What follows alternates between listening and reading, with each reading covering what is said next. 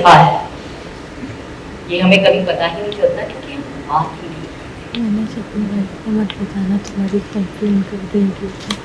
मेरी इस बात का आप अंदाजा लगा सकते हैं जब आपको ये पता चलेगा कि एनसीईआरटी की रिपोर्ट के मुताबिक, जो कि पिछली रिपोर्ट थी, एक साल में देश भर में महिलाओं के खिलाफ अपराध के 4.5 लाख से भी ज्यादा मामले दर्ज हुए हैं।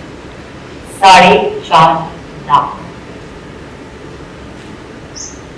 इनमें से 1 लाख से ज्यादा मामले सिर्फ उत्तर प्रदेश और महाराष्ट्र से आए।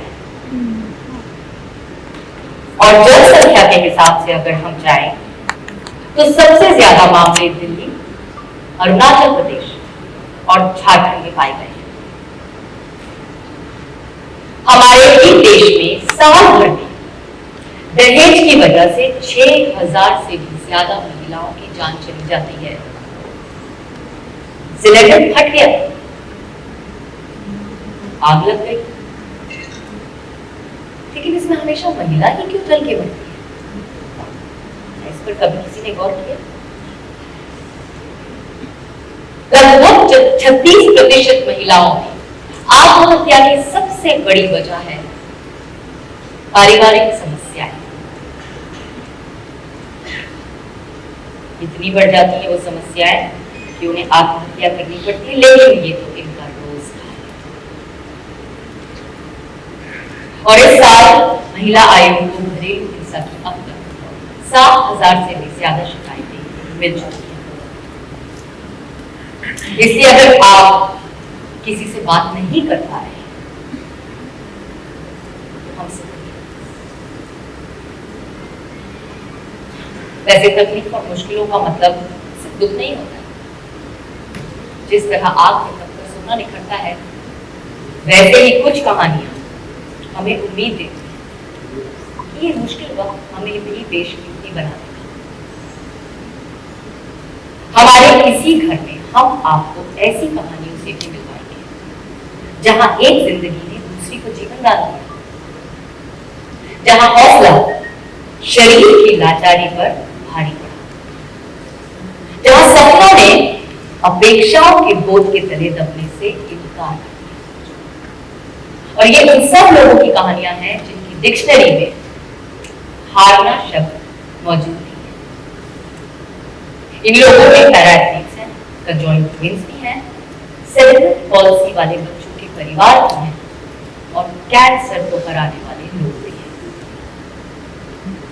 हमारे इस घर में एक एक करके हम जिंदगी के हर पहलू पर बात करेंगे। ये तो हम भी बताएंगे कि एक माँ को उसका बच्चा वापस मिलेगा या नहीं, एक पति अपनी पत्नी की तकलीफ समझेगा या नहीं, भाई बहन के बीच 18 साल बाद चुप्पी टूटेगी या नहीं, प्यार जीतेगा या नहीं। मगर कब तक के लिए कम से कम बात तो कर सकते हैं, समझने की कोशिश तो कर सकते हैं। बहुत जरूरी है। जानते हैं क्यों? क्योंकि बात करने से ही बात होती है। 1 सितंबर से सोमवार से शुक्रवार शाम 6:30 बजे हमारे घर मैं आपकी अपनी आपसे मिलूंगी, आपकी अपनी से।